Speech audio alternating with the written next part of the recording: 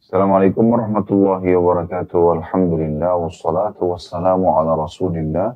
Segala puji dan puja kehadirat Allah Subhanahu wa taala, juga salawat dan taslim kepada Nabi besar Muhammad sallallahu alaihi wa ala alihi wa sahbihi wasallam.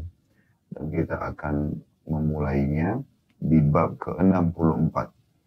Bab tentang keutamaan orang kaya yang bersyukur, yakni orang yang memperoleh harta secara halal dan membelanjakannya dalam hal-hal yang diperintahkan. Bab ini bab yang mulia teman-teman sekalian. Bab yang harus difahami oleh setiap orang muslim. Yaitu Islam menyuruh Anda menjadi orang yang produktif, kreatif. Ya. Islam memerintahkan kita agar selalu mengejar prestasi terbaik. Baik itu dalam urusan dunia maupun juga urusan akhirat. Kita disuruh bersaing dalam hal-hal positif, ya, tanpa ada diikuti dengan iri dan dengki, menjatuhkan orang lain, manipulasi data. Umumnya semua karena prestasi. Ya. Saya dan Anda bisa mengejar titel akademik tertinggi. Ya. Saya dan Anda punya hak untuk bersaing, untuk memiliki harta terbanyak selama halal, dan tentu bila diikuti dengan keimanan kita akan sibuk mengeluarkannya dari jalan Allah sebagaimana akan kita jelaskan nanti dalam beberapa hadis dalam bab ini. Saya dan Anda juga dibolehkan untuk menjaga fisik, penampilan, menjaga nama baik, ya, memiliki yang terbaik dari apapun yang Allah SWT berikan sebagai fasilitas di muka bumi ini, seperti makanan, minuman, pakaian, transportasi, tempat tinggal, semuanya boleh. Ya, tidak ada larangan dalam Islam. Bahkan Islam tidak pernah membatasi harta itu hanya sebatas ini dan itu. Ya, beberapa orang sahabat Nabi Ridwanullah alaihim meninggal dalam kondisi harta mereka sangat melimpah yang mereka tinggal untuk ahli waris mereka. Tentu ini bukan berarti menyalahkan orang-orang yang miskin, tidak. Ada orang mungkin memang Allah Subhanahu wa taala uji mereka dengan itu. Tetapi secara umum Allah Subhanahu wa taala menyuruh kita agar coba mengubah nasib kita. Kalau kita miskin hari ini, kita berharap selalu berdoa kepada Allah Subhanahu wa taala sampai kita ikhtiar agar kedepannya kita menjadi orang kaya. Kalau hari ini kita sebagai orang yang mustahik, orang yang berhak untuk menerima zakat, kita usahakan dan berdoa sama Allah SWT untuk menjadi orang yang muzaki, mengeluarkan zakat.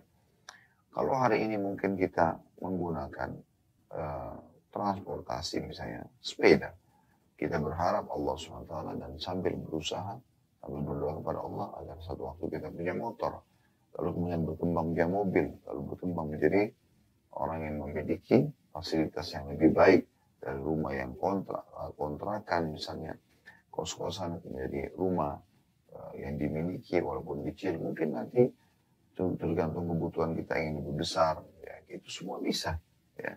Karena saya dan Anda punya waktu yang sama, kami atau kita semuanya bersama punya waktu 24 jam, punya fasilitas yang sama, 2 mata, 2 telinga, 2 tangan, 2 kaki, semuanya sama, gitu kan. Kalau seandainya orang-orang kaya itu memiliki waktu 25 jam lebih, mungkin wajar Anda ketinggalan. Tapi ini tidak, semuanya sama. Tinggal siapa yang ingin berusaha, siapa yang ingin memohon dan manja kepada Tuhannya. Nah, ini akan ada efek, gitu kan. Sebagaimana Allah SWT sebutkan di dalam Al-Quran, A'udzubillahi minasyaitonirrajim, walladzina jahadu fina lanahdiyannahum subulana.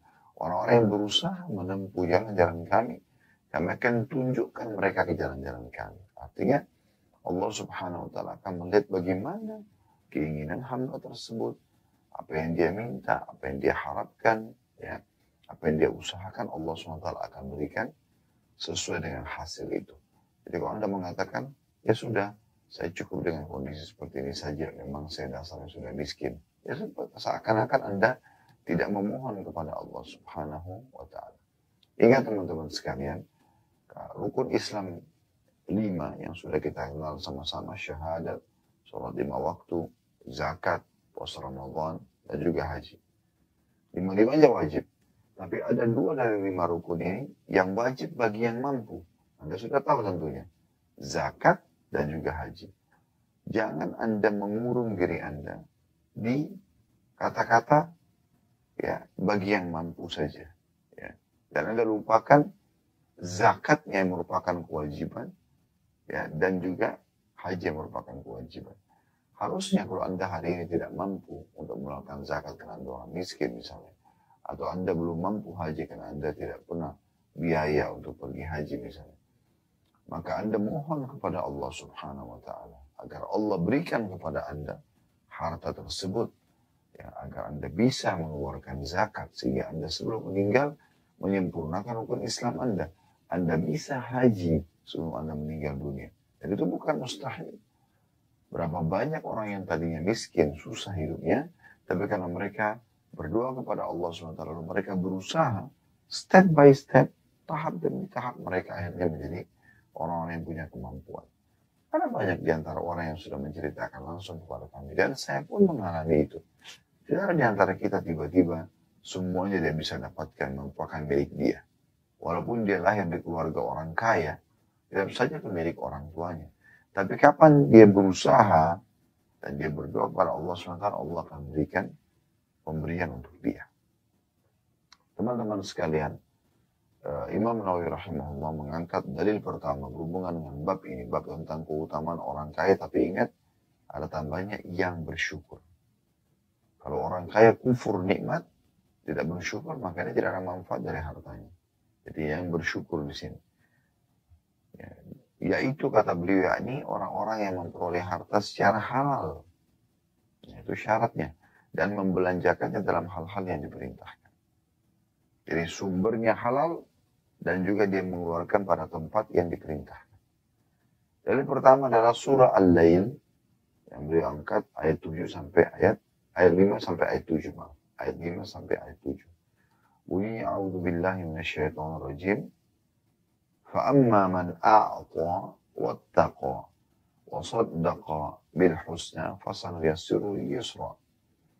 Maka barang siapa yang memberikan hartanya di jalan Allah dan bertakwa serta membenarkan kalimat yang terbaik atau la ilaha illallah, maka akan kami mudahkan baginya jalan menuju kebahagiaan. Potongan ayat di sini dikatakan maka barang siapa memberikan hartanya di jalan Allah. Jadi ada perintah di sini, siapa yang memberikan hartanya, siapa yang bersedekah. Bagaimana cara yang bersedekah? Kalau orang itu tidak punya harta, ya, maka dia bisa bersedekah, dia bisa memberikan gitu kan. Jadi mohon kepada Allah SWT agar Anda, kalau hari ini Anda menerima, besok Anda akan memberi. Lalu dikatakan di sini, barang siapa yang memberikan atau bersedekah harta di jalan Allah dan bertakwa. Maksudnya dia tahu ini adalah perintah Allah. Dia perhatikan sumber pendapatannya dan dia perhatikan juga tempat sasaran yang dia keluarkan. Semuanya tidak melanggar Allah Subhanahu wa Ta'ala, tidak melanggar hukum Allah Subhanahu wa Ta'ala. Dan membenarkan kalimat yang terbaik, maksudnya la ilaha illallah. Tidak bergantung kecuali kepada Allah, tidak syirik. Karena ada juga orang yang kaya tapi mereka malah kesyirikan. Pergi ke dukun, ya, jimat, sesajian, dan sesajen, memberikan sajian, ini semua tidak benar. Ini justru hartanya akan membawa pada musibah buat dia. Dan dia melakukan kesyirikan, dia akan kufur kepada Allah Subhanahu wa Ta'ala. Ini tidak boleh. Maka akan kami mudahkan baginya menuju kebahagiaan. Dia akan bahagia dengan hartanya itu. Dia menginfakkan harta tersebut. Ya. Saya sering berikan contoh agar ini menjadi motivasi dari sisi yang lain bagi teman-teman yang belum atau masih malas-malasan, belum mau bekerja, niat atau belum mau mengkhususkan doa kepada Allah SWT untuk diberikan kekayaan yang baik, yang halal, agar mereka termotivasi. Ya. Kalau seandainya saya pergi ke masjid sholat, dan ikhlas tentunya karena Allah, saya akan dapat pahala sholat saya. Ya. Tapi Islam membolehkan kita untuk mendapatkan ekstra pahala. Bagaimana caranya? Saya mengajak teman saya, tetangga saya, kerabat saya untuk ke masjid bersama-sama. Bahkan di masa kita sekarang, bisa lintas kota, lintas desa, lintas negara bahkan. Dengan cara WA. Ingatkan waktu sholat misalnya. Contoh. Selain saya ajak secara langsung misalnya, atau saya melalui grup, WA, apakah itu orang dekat dengan saya, tetangga saya atau kerabat, atau jauh. Lintas negara tadi saya katakan, lintas kota, lintas desa. Maka saya akan, pada saat dia ikut ke masjid sholat, saya akan mendapatkan pahala saya dan saya akan mendapatkan pahala dia karena saya mengajaknya. Karena saya yang mengajaknya, gitu kan? Jadi ini keutamaan luar biasa. Jadi kalau kita ngajak, kita diberikan 100 pahala, orang yang kita ajak dapat 100 pahala, kita akan mendapatkan 100 tambahan, jadi 200 karena mengajak orang ini. Kalau Anda ajak 10, Anda akan dapatkan pahala 10 orang. Anda dapat mengajak 100, Anda dapat 100 pahala. 1000 dapat 1000 pahala. Namun ada orang yang bisa panen pahala saya dan pahala orang yang saya ajak. Siapa mereka? Orang-orang yang membangun masjid tersebut dengan hartanya. Walaupun mereka sudah meninggal, tetap akan berjalan pahalanya. Nah itu faedah harta yang baik. Sudah halal dikeluarkan pada tempat yang benar juga. Kata Nabi SAW, ni'ma malu salih biyadi abdus salih. Ya. Artinya, nikmat yang sangat besar ya, pada harta itu kalau dia sudah saleh, benar, halal, dan juga di tangan hamba yang saleh. Karena dia akan gunakan untuk kebaikan-kebaikan. Baik, jadi ayat ini, Al-Lail ayat 57 sampai ayat 5 sampai 7, mengingatkan kepada kita tentang perintah untuk bersedekah tentu tidak mungkin kalau kecuali kita punya kemampuan. Dan kalau kita ikuti dengan ketakwaan, sumbernya halal, dikeluarkan juga pada tempat yang benar, gitu kan? Dan kita selalu berpegang teguh pada kalimat la ilaha illallah, tidak berbuat kesyirikan kepada Allah dengan harta tersebut, maka kita akan diberikan kebahagiaan oleh Allah SWT. Kebahagiaan sini, kebahagiaan dunia, dan kebahagiaan akhirat. Kemudian firman Allah SWT yang lain, masih dalam surah Al-Lail, tapi ayat yang setelahnya 17 dan 21. Tadi kan ayat 5 sampai ayat 7. Ini ayat 21, ayat 17 sampai 21. Bunyinya, A'udzu billahi minasyaitonir rajim wa sayujannabuha al-atqa alladhi yu'ti malahu yatazakka. Saya ulangi. Sayujannabuha al-atqa alladhi yu'ti malahu yatazakka wa ma li ahadin 'indahu min ni'matin tujza illa bitigha'a wajhi rabbil 'ala wa la sawfa yarda. Dan akan dijadikan atau akan dijauhkan darinya neraka orang-orang yang bertakwa, akan dijauhkan neraka dari orang-orang yang bertakwa, yaitu mereka yang menginfakkan harta di jalan Allah untuk membersihkan diri-diri mereka. Padahal tidak ada seorang pun memberikan suatu nikmat kepadanya yang harus dibalasnya. Tetapi dia memberikan itu semata-mata karena mencari wajah Allah atau wajah Tuhannya yang maha tinggi. Dan niscaya kelak dia akan mendapat kesenangan yang sempurna. Di dalam firman Allah SWT ini kita bisa lihat bagaimana Allah Subhanahu wa Ta'ala memastikan ya, kalau di ayat tadi sebelumnya akan diberikan kebahagiaan dunia akhirat kalau dengan berinfak, kalau di sini akan diselamatkan dari api neraka siapapun yang bertakwa, artinya patuh kepada Allah SWT. Namun tolak ukur dalam ayat ini ketakwaan itu bisa dinilai dari orang-orang yang menginfakkan harta mereka di jalan Allah untuk membersihkan diri-diri mereka dari sifat pelit, ya, dari dari ketamakan. Ya. Padahal mereka itu bukan membalas karena orang lain memberi, tapi karena ingin mencari wajah Allah. Jadi bukan berarti kita berinfak hanya karena orang itu kita merasa berjasa. Tidak. Orang yang mukmin yang benar, orang yang bertakwa adalah mengeluarkan kepada orang yang berbuat baik sama dia atau tidak.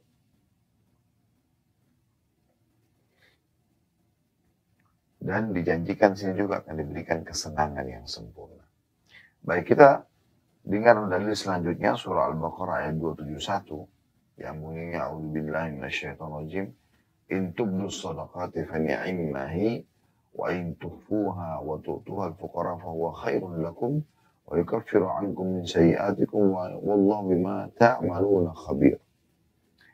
Jika kalian menampakkan sedekah-sedekah kalian, apa boleh buat di depan tempat umum orang lagi minta, kita beri langsung, gitu kan? Karena kalau kita tidak beri mungkin orang lain pergi. Ya.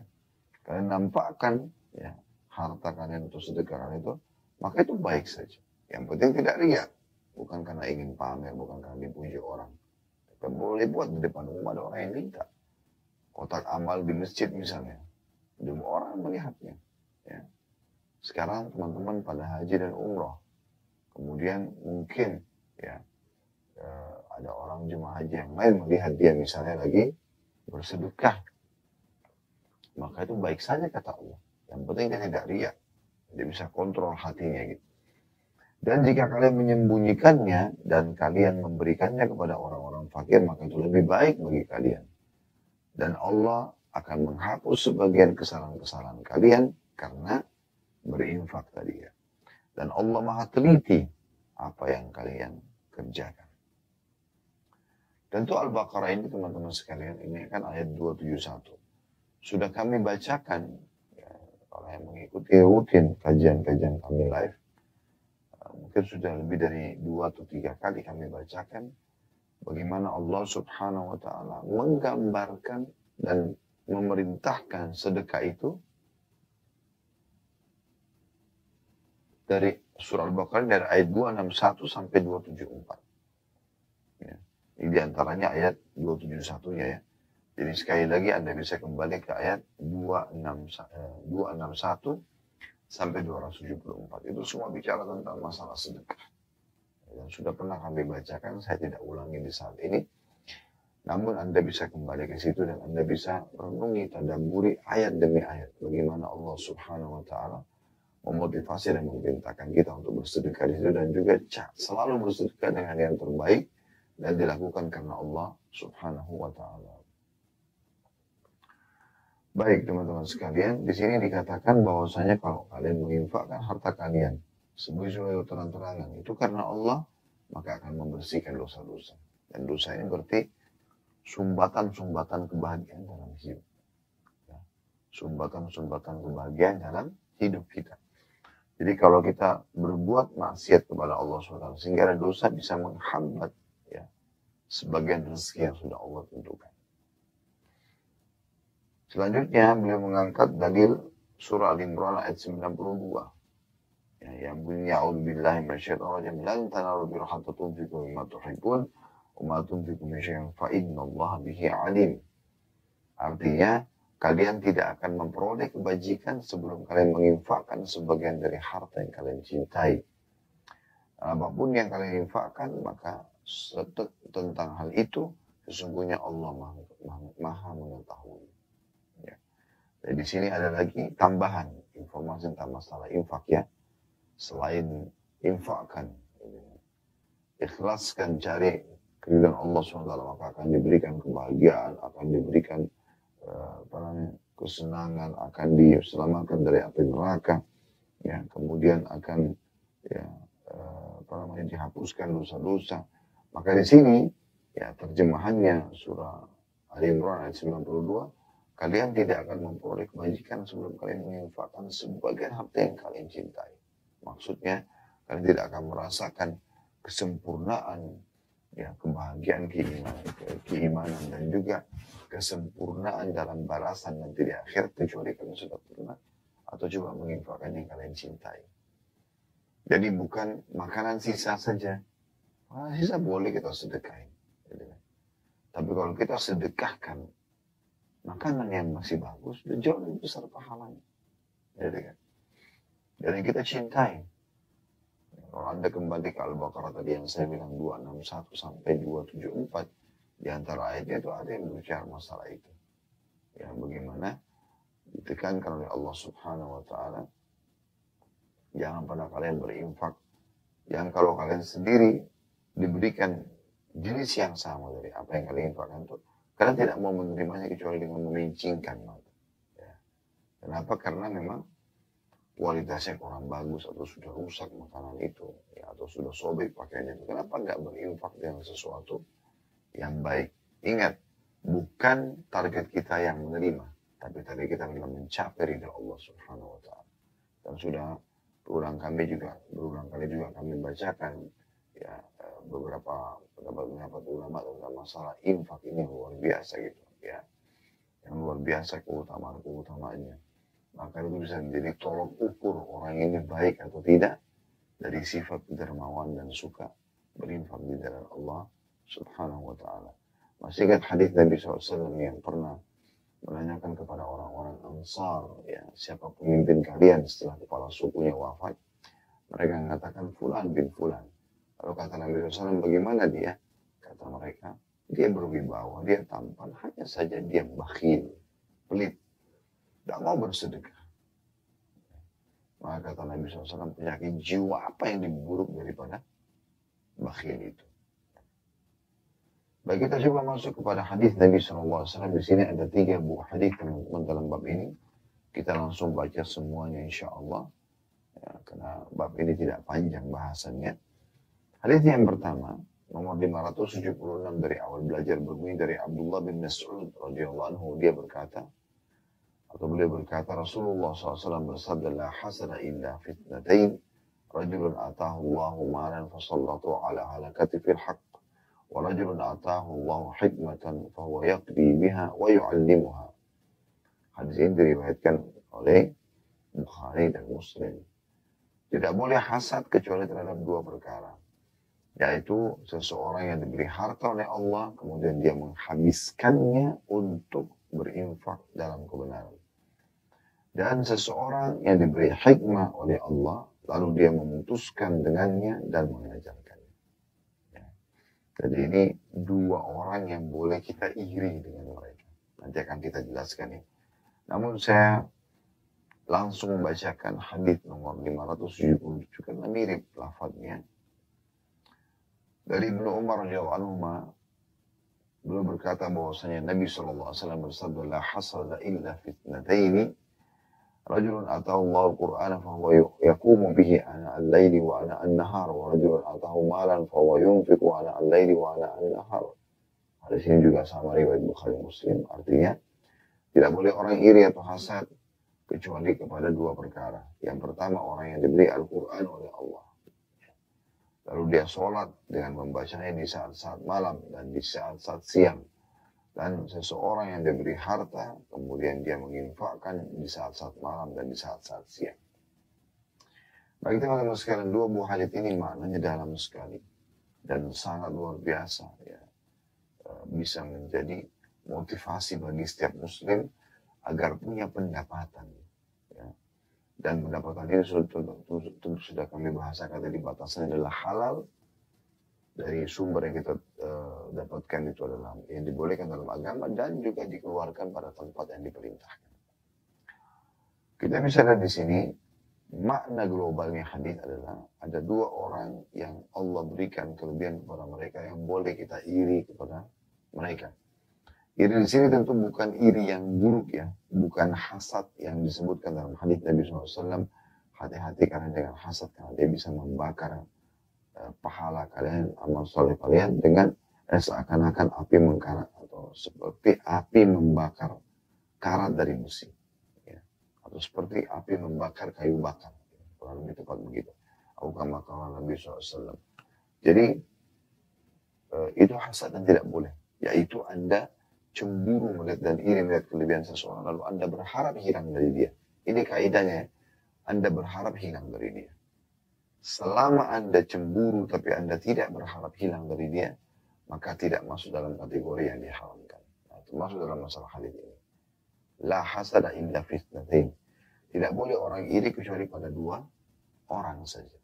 Tentu di sini dengan tidak berharap hilang dari orang yang sedang memiliki nikmat. Karena kalau tidak berharap hilang berarti tidak boleh ya masuk dalam hasad yang hukumnya haram. Kita langsung masuk kepada mutiara hadis yang pertama, yaitu golongan pertama yang disebutkan dari dua orang yang boleh kita iri ini. Yang pertama adalah rajulun atahu Allahu malan fasallatahu ala halakati fil haqq. Ya. Seseorang yang Allah berikan kepadanya harta yang melimpah, kemudian dia sibuk menghabiskannya untuk berinfak dalam kebenaran. Yang berarti sedekahnya. Kalau Anda lihat ada orang kaya, Anda merasa, coba saya bisa seperti dia ya, gitu. Ya. Jadi kita coba ikuti dia dengan niat kita, atau kita coba minta kepada Allah SWT agar diberikan hal yang sama atau bahkan lebih.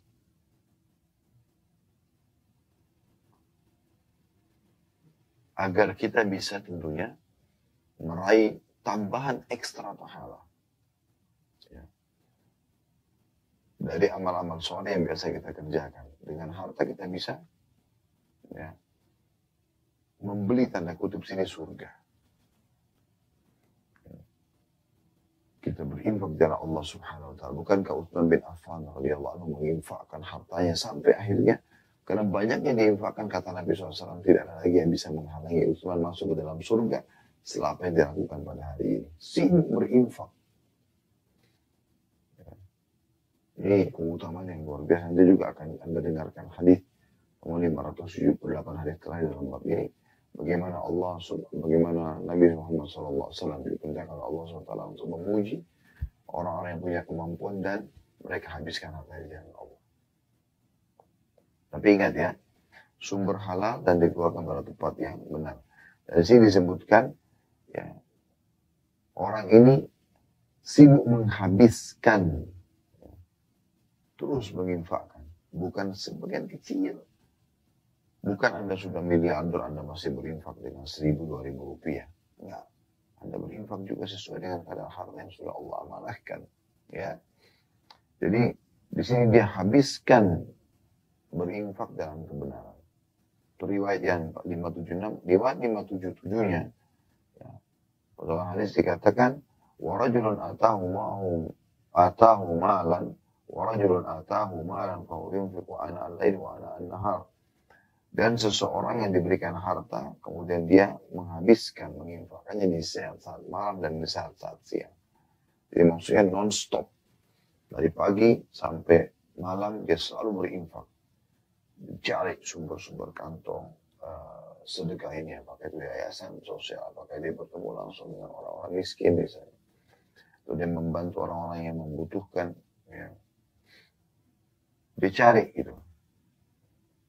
Atau pada saat ada orang datang minta kepada dia. Ini kelebihannya, dia selalu berinfak. Begitu juga dari sore, dari malam sampai pagi lagi. Sibuk berinfak. Nah ini boleh kita hasad kepada mereka. Jadi bukan orang yang pada saat ya, darurat, dipaksa baru kemudian dia mau bersedekah, bukan itu yang kita contohin. Tapi kita contohin justru orang yang terus saja sibuk ya, menginfakkan hartanya, sudah sumbernya halal, diinfakkan lagi ke tempat yang benar. Itu yang harus kita sibukkan diri untuk memperhatikan apa yang mereka lakukan. Dan kita minta kepada Allah SWT agar diberikan seperti yang diberikan kepada dia. Dan juga kita minta agar, atau kita aplikasikan dalam kehidupan pada saat Allah sudah berikan, kita juga bersedekah bahkan lebih banyak daripada orang yang tadinya kita iri pada mereka. Ini golongan pertama. Ya. Yang boleh seseorang muslim itu merasa iri dengan mereka. Kita iri. Karena memang iri di sini positif ya. Istilah lainnya dalam agama kita ghibthah. Ya. Ghibthah. Ini namanya ghibthah.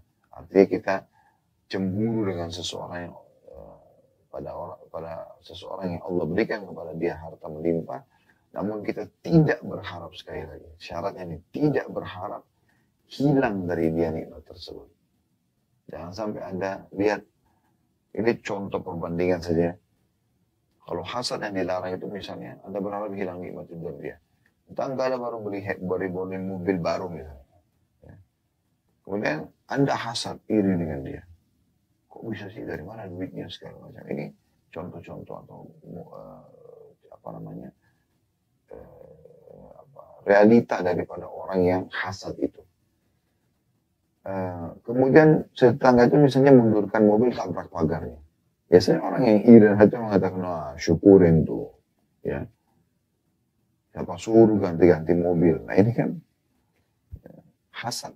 Ini tidak boleh. Karena dia memang iri. Dia tidak mau orang itu ya, menikmati kenikmatan yang sedang ada pada dia. Tapi kalau ada orang yang Allah karunia yang bisa tetangga Anda diberikan oleh Allah beli mobil baru. Allah mengatakan, Masya Allah, Tabarakallah. Semoga ya, ya Allah engkau memberikan aku sama dengan dia atau lebih. Nah itu boleh. Ya. Itu contohnya. Lalu golongan yang kedua, ini sekaligus jadi mutiara yang terakhir di dua buah hadis ini, yaitu warajulun atahu Allah hikmatan fahuwa yaqdi bihi fahuwa yaqdi biha fahuwa yaqdi biha wa yu'allimuha. Dan seseorang yang diberi hikmah oleh Allah, lalu dia memutuskan dengannya dan mengajarkannya. Ya. Jadi dia sibuk ya, belajar agama, kemudian dia terus saja mengajarkan. Dia tidak ada jeda waktu tanpa mengajar gitu. Terus dia sampaikan kebaikan-kebaikan. Apakah di pengajian umum seperti ini, dengan cara menyampaikan pengajian, atau misalnya setiap ada dia ketemu temannya, sahabatnya, kerabatnya, tetangganya, atau seseorang yang dia tidak kenal bahkan di transportasi umum, misalnya kayak kereta api, di bus, di pesawat.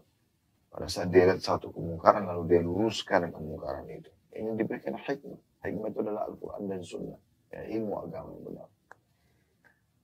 Maka orang seperti ini ya, wajar kalau kita cemburu dengan dia. Karena berapa banyak orang subhanallah Allah berikan taufik, dia bahkan bisa ya, menjadi penyebab orang lain banyak sekali dapat hidayah dari ceramah-ceramah dia misalnya. Dari nasihat atau penyampaian ini luar biasa. Ya. Semoga Allah SWT menjadikan kita termasuk golongan ini. Dan Allah ikhlaskan niat. Nah ini golongan kedua yang boleh kita cemburu dengan dia. Lalu di sini disebutkan hikmah Al-Quran dan Sunnah. Kalau itu riwayat 576, riwayat 577 adalah seseorang yang Allah karuniai Quran, maka dia sibuk membaca malam dan siang hari. Sebenarnya riwayat yang 577 ini merincikan dari apa yang disampaikan di 576 ya. 576 lebih global. Yang Allah berikan hikmah maksudnya Al-Quran dan Sunnah. Kalau 577 Al-Quran saja. Gitu kan. Tentu orang kalau punya ilmu dia akan berusaha untuk selalu membaca dan juga ya, mengamalkan isi Al-Quran. Nah, ini boleh kita hasad dengan mereka sambil mengatakan, ya Allah kalau seandainya kau karuniakan aku harta seperti dia, atau ilmu seperti dia, aku akan amalkan seperti dia atau lebih. Misalnya. Maka kalau dia ikhlas karena Allah, bahwa fi ajri sawa, kata Nabi SAW, maka mereka sama pahalanya. Sama pahalanya. Baik teman-teman sekalian, kita akan melanjutkan hadis selanjutnya, sekaligus hadis terakhir dalam bab kita, tentang masalah keutamaan orang kaya yang bersyukur. Ingat ya, kalau Anda sudah Allah berikan kekayaan, jangan lupa bersyukur. Alhamdulillah.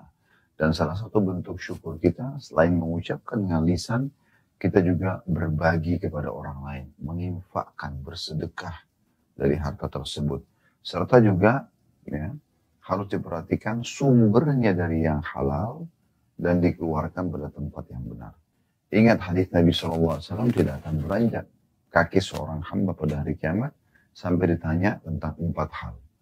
Di antaranya salah satunya adalah harta. Dari mana didapatkan dan kemana dia akan keluarkan. Ya. Kita akan masuk teman-teman sekalian tentang hadis. Ya. Itu dalam bab ini hadis nomor 578. Dan motivasi yang sangat luar biasa agar setiap muslim punya pendapatan. Tadi ingat ya, dia selalu bersyukur ya, terhadap nikmat yang Allah berikan. Kemudian juga sumber halal dan dikeluarkan pada tempat yang halal. Karena tidak akan beranjak kakinya depan hari kiamat sampai ditanya tentang dari hartanya dari mana didapatkan, kemana dia keluarkan. Ya. Hadis ini berbunyi dari Abu Hurairah radhiyallahu anhu, anna fuqara al-muhajirin atau Rasulullah sallallahu alaihi wasallam faqalu dhahaba ahlu ad-duthur bid-darajat al-ula wan-na'im al-muqim.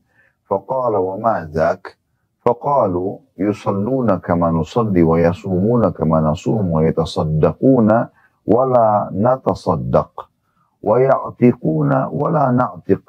فقال رسول الله صلى الله عليه وسلم أفلا أعلمكم شيئا تدركون به من سبقكم وتسبقون به من بعدكم ولا يكون أحد أفضل منكم إلا من صنع مثل ما صنعتم. قالوا بلى يا رسول الله. قال تسبحون وتكبرون وتحمدون دبر كل صلاة 33 مرة. فرجع فقراء المهاجرين إلى رسول الله صلى الله عليه وسلم فقالوا سمع إخواننا أهل الأموال بما فعلنا ففعلوا مثله. فقال رسول الله صلى الله عليه وسلم ذلك فضل الله يؤتيه من يشاء. Hadis ini hadis sahih diriwayatkan oleh Imam Muslim. Terjemahannya kata Abu Hurairah radhiyallahu anhu bahwa orang-orang fakir dari kalangan muhajirin mendatangi Rasulullah sallallahu alaihi wasallam dan berkata, orang-orang kaya yang memiliki harta yang banyak telah memperoleh kedudukan-kedudukan yang tinggi dan nikmat yang abadi. Maka kata Nabi SAW, mengapa bisa begitu?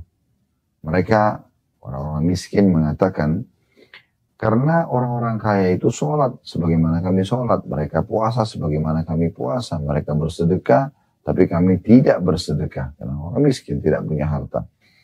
Ya. Mereka memerdekakan budak, tetapi kami tidak. Maka Rasulullah SAW bersabda, maukah kalian aku ajari sesuatu yang dengannya kalian bisa mengejar orang-orang yang mendahului kalian dan mendahului orang-orang yang sesudah kalian. Dan tidak seorang pun yang lebih baik daripada kalian kecuali orang-orang yang melakukan seperti apa yang kalian lakukan. Maka para sahabat menjawab, ya Rasulullah. Pasti kami mau itu. Beliau SAW mengatakan, kalian membaca tasbih, ya, subhanallah, takbir, Allahu Akbar, dan tahmid, alhamdulillah, setiap selesai sholat sebanyak 33 kali. Kemudian orang-orang fakir dari kalangan muhajirin itu kembali lagi mendatangi Rasulullah SAW sambil mereka melapor, mengatakan, saudara-saudara kami yang kaya mendengarkan apa yang telah kami lakukan. Lalu mereka melakukan hal yang sama. Ya, tanda tanya di sini. Maksudnya mereka seakan-akan minta, ya Rasulullah, pandu lagi kami amalan yang lain, karena orang kaya kembali lagi mengerjakan apa yang sudah menjadi rahasia kami untuk mengejar pahala-pahala mereka. Maka Rasulullah SAW bersabda, itu adalah karunia Allah yang diberikan kepada siapa saja yang dia kehendaki. Dari sini kita ambil dulu makna globalnya.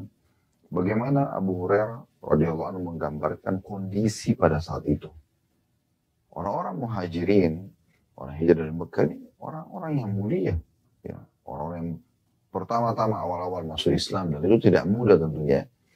Mereka mendatangi Nabi SAW, orang-orang miskinnya ya. Ada juga orang kaya seperti Abu Bakar, Utsman bin Affan, kemudian Talha bin Ubaidillah, Zubair bin Awam, mereka adalah orang-orang kaya dari muhajirin gitu. Tapi orang miskin mereka datang kepada Nabi SAW lalu mengatakan perkataan yang mulia ini karena keinginan mereka untuk meraih pahala yang besar di sisi Allah. Mereka mengatakan, sungguh ya Rasulullah, orang-orang kaya di antara kami telah menikmati luar biasa kehidupan ini. Bahkan dinikmat yang abadi. Nah, Nabi SAW ingin punya kejelasan. Apa yang mereka maksudkan? Apakah karena mereka lebih enak makanannya, lebih bagus piringnya, lebih bagus rumahnya, lebih bagus bajunya, lebih bagus tunggangannya? Bukan. Nabi SAW tanya, kok bisa begitu? Apa yang kalian maksudkan gitu? Maka mereka mengatakan, sesungguhnya mereka telah sholat sebagaimana kami sholat. Mereka puasa sebagaimana kami puasa. Cuman saja mereka punya kelebihan. Karena mereka bersedekah sementara kami tidak bisa bersedekah. Mereka bebasin budak, kami tidak bisa bebasin budak gitu. Ya. Maka mereka dengan itu meraih banyak sekali pahala. Jadi ternyata sahabat ini bukan merasa iri dengan jenis makanannya, pakaiannya, penampilannya, bukan. Tapi karena dengan harta, orang-orang kaya ini sibuk ya melakukan kebaikan-kebaikan. Nah, orang-orang miskin tidak punya harta, itu gimana caranya?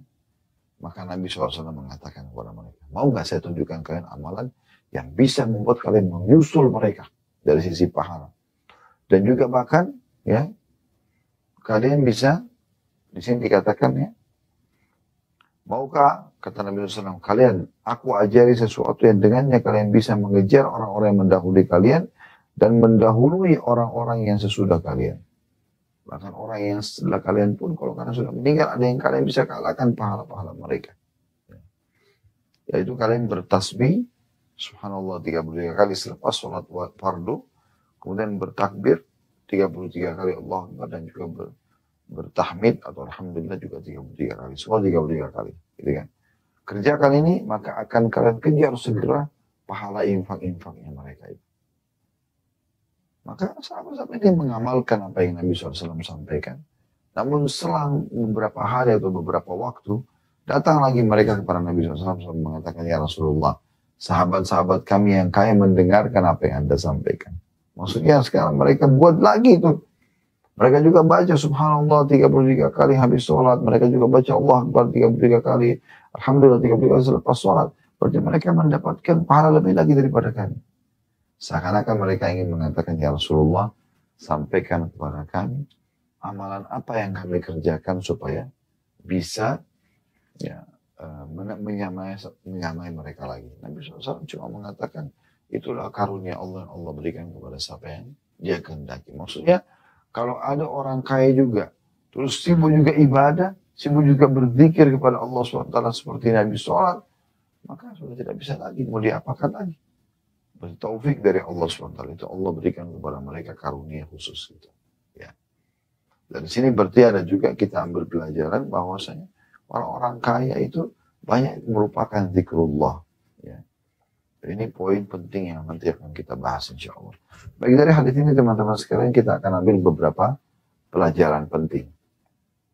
Yang pertama, kedudukan para sahabat Nabi Ridwanullah alaihim di mana mereka sangat cinta dengan pahala amal soleh, sangat semangat untuk mengejar ridha Allah SWT, rahmat Allah, dan juga mengejar surga yang dijanjikan nanti di akhirat sana. Terbukti di sini orang-orang miskin ini datang. Padahal bisa saja mereka nggak usah datang kan, karena mereka sudah tahu keadaannya, Allah tahu kok keadaan saya, nggak usah saya mengeluh. Tapi mereka penasaran ini, ya, karena mereka lihat depan mata orang-orang kaya berinfak atau bahkan memberikan kepada mereka makanan, pakaian. Sebagaimana umumnya biasa orang kaya memberi kepada orang-orang miskin ya. Maka mereka ini orang-orang miskin sahabat, utamanya luar biasa. Bukan mereka hasad atau iri dengan tadi saya bilang model pakaiannya atau jenis pakaiannya, kerumbangannya kah, rumahnya kah, bukan itunya. Ya. Mereka cuma cemburu, gimana ini orang-orang kaya bisa meraih surga dan tambahan pahala. Ya, dari Allah SWT karena harta mereka, sementara kami nggak punya. Makanya dijelaskan oleh Nabi SAW tanya, apa yang kalian maksudkan? Ya, kok bisa begitu bahasan kalian? Maka mereka mengatakan, orang-orang kaya sholat seperti kami, puasa seperti kami, sama kan pahalanya. Sekarang tapi mereka punya kelebihan, mereka infakkan harta mereka. Ya, mereka bebasin budak dengan harta mereka. Jadi ini keutamaan mereka, sahabat ini. Hati mereka bergejolak, yang bergelora dengan iman, ya, selalu ingin mendapatkan pahala ekstra, selalu ingin mendapatkan pahala ekstra. Maka dengan ini mereka coba minta kepada Nabi SAW amalan apa kira-kira yang paling tepat untuk bisa menyaingi sedekah-sedekahnya orang-orang kaya itu. Jadi ini kedudukan sahabat. Kemudian yang kedua, adanya motivasi dalam Islam agar seseorang itu ya, memperbanyak zikrullah. Karena zikrullah itu ibadah yang luar biasa keutamaannya, besar sekali keutamaannya. Ya. Di antara keutamanya adalah ternyata dia bisa menyaingi harta-harta yang melimpah yang diinfakkan di jalan Allah Subhanahu Wa Taala hanya dengan zikir. Dan ini zikir sangat mudah, apalagi di sini disebutkan jenisnya yang dikerjakan setelah sholat 33 kali teman-teman sekalian. Itu mungkin cuma 1 menit, subhanallah, subhanallah, subhanallah, subhanallah, terus sampai 33 kali. Alhamdulillah 33 kali. Allah Akbar 33 kali. Ini semua ya sudah cukup mengejar ya pahala-pahala sedekah orang-orang kaya. Ini keutamaan zikir. Dan subhanallah satu-satunya teman-teman sekalian amal ibadah yang terus berjalan dan kita kerjakan di surga adalah zikrullah. Sholat sudah tidak ada lagi. puasa nggak ada lagi, jihad nggak ada lagi, ya, berinfak nggak ada lagi, di surga nggak ada lagi. Tapi zikrullah tetap mereka akan lakukan. Dan juga dalam sebuah hadis yang harusnya jadi bahan renungan buat saya terutama, buat teman-teman secara umum ya. Hadis Nabi SAW, makna hadisnya kurang lebih ya, itu kalau orang mukmin akan merasa menyesal pun pada hari kiamat setelah masuk ke dalam surga. Kenapa ada waktu-waktu mereka di dunia mereka tidak pakai berzikir? Ya. Saking tingginya kedudukan zikir. Sampai mereka pun masuk surga tapi mereka akan menyesal. Kenapa? Kenapa ada detik-detik di dunia dulu yang mereka tidak pakai zikrullah. Ini amal yang luar biasa ini. Ya. Jadi habis sholat, salam jangan buru-buru. Zikrullah dulu. Kata Nabi SAW, siapa yang selepas sholat, ya, kemudian dia tidak bicara sama orang di sebelahnya, tidak batalin wudunya, juga tidak berdiri dari musolahnya, ya, tidak berdiri dari musolahnya, ya, 3 hal ini, tidak bicara sama orang di sebelah, ya, tidak batalin wudu dan tidak berdiri dari musolahnya, maka malaikat di atas kepalanya akan mengatakan, Allahumma fillah warhamhu, ya Allah ampuni dia, Allah rahmati dia, sampai dia melanggar salah dari 3 hal ini. Jadi ini kelebihannya luar biasa yang harus diperhatikan dan jadikan sebagai target oleh setiap orang beriman. Ya. Jadi jangan sia-siakan, apalagi cuma ringan. Kata Nabi SAW, siapa yang baca ayat kursi selepas sholat 5 waktu, maka tidak ada yang menghalangi antara dia dengan surga kecuali kematian. Ya, tadi keutamaan membaca Subhanallah, Alhamdulillah, Allah bermasing-masing 33 kali. Dalam riwayatnya sampai membaca Subhanallah selepas sholat, ya, 33 kali, Alhamdulillah, 33 kali, Allah Akbar, 30 atau 33 atau 34 kali. Kalau digenapkan 100 dengan la ilaha illallah wahdahu la syarikalah, lahul mulku wa lahul hamdu wa huwa ala kulli syai'in qadir, maka akan diampuni dosanya walaupun sebanyak buih di lautan. Ya. Ini keutamaan besar. Kenapa enggak zikrullah? Di pagi dan petang ada zikir yang Allah SWT perintahkan kita untuk membaca. Tidak asing lagi dengan Anda tinggal ketik di Google zikir pagi petang. Ceramah-ceramah ustaz banyak ya. Tulisan-tulisan artikel dalam masalah ini banyak. Jadi kita jaga zikrullah. Dari bangun tidur ada zikir. Masuk yang mandi ada zikir. Ya. Mau makan ada zikir. Habis makan ada zikir. Pakai pakaian ada zikir. Buka pakaian ada zikir. Mau keluar rumah ada zikir ya. Masuk rumah juga ada zikir, semua ada zikrullah. Ya. Jadi kita harus menjaga, ini keutamaan yang kedua. Makanya solusi bagi orang-orang miskin pada saat itu, karena mereka tidak mungkin jadi kaya seketika, mereka zikir ini. Ya. Yang ketiga yang bisa diambil dari hadis ini, adalah tentang masalah keutamaan orang-orang yang kaya. Dan menggabungkan, tentu dari dia bersyukur kemudian dari sumber halal dan juga dia keluarkan pada tempat yang benar, lalu dia juga menambahkan ekstra pahala mereka dengan ibadah-ibadah yang lain seperti zikir, seperti doa ya. Karena ada juga orang yang sudah kaya tapi tidak mau lagi berzikir, nggak mau lagi, atau jadi kendor. Dulu dia waktu miskin rajin sekali ibadah ke masjid ya, dan segala macam, tapi setelah dia jadi kaya dia jadi malas ya. Nah ini rugi dia ya. Harusnya dia dalam kondisi nikmat berlimpah, justru dia makin banyak melakukan ibadah kepada Allah Subhanahu wa ta'ala. Ini termasuk pelajaran. Ya. Yang terakhir, yang keempat pelajaran daripada hadis ini adalah tentang masalah karunia Allah Subhanahu wa ta'ala. Karunia Allah Subhanahu wa ta'ala. Jadi memang kita harus minta itu. Ya. Karunia Allah, fadl. Bahasa Arab yang fadlullah. Ya. Karunia Allah SWT, mohon ya Allah, ya, berikan aku karuniamu, ya, fadlmu, gitu kan. Kita minta kepada Allah Subhanahu wa ta'ala. Karena memang di sini katakan tadi kan, fadluna yudihi ma yasha. Ya, kata Nabi SAW, itulah karunia Allah, Allah berikan kepada siapa yang diinginkan. Jadi kita minta agar Allah selalu memberikan kita, atau tidak ada peluang beramal soleh kecuali Allah berikan kita kesempatan untuk bisa mengerjakannya. Nah ini fadl namanya. Di antaranya Allah SWT amanahkan kepada kita harta yang bisa kita keluarkan di jalan Allah Subhanahu wa ta'ala. Baik teman-teman sekalian, kurang lebih ini hadis-hadis yang ada dalam bab ini, dan insya Allah ke depannya kita akan masuk bab ke-65, masalah bab mengingat mati dan juga membatasi angan-angan. Jadi setelah panjang lebar dibahas tentang masalah sedekah dengan beberapa bab sebelumnya, Maka kita akan masuk ke bab mengingat mati pada pertemuan akan datang insya Allah, dan juga membatasi angan-angan. Semoga Allah SWT menjadikan iman bermanfaat, dan kalau ada benar pasti dari Allah. Kalau salah dari saya mohon dimaafkan. Subhanakallah wa bihamdika. Asyhadu an la ilaha illa anta astaghfiruka wa atubu ilaik. Wassalamualaikum warahmatullahi wabarakatuh.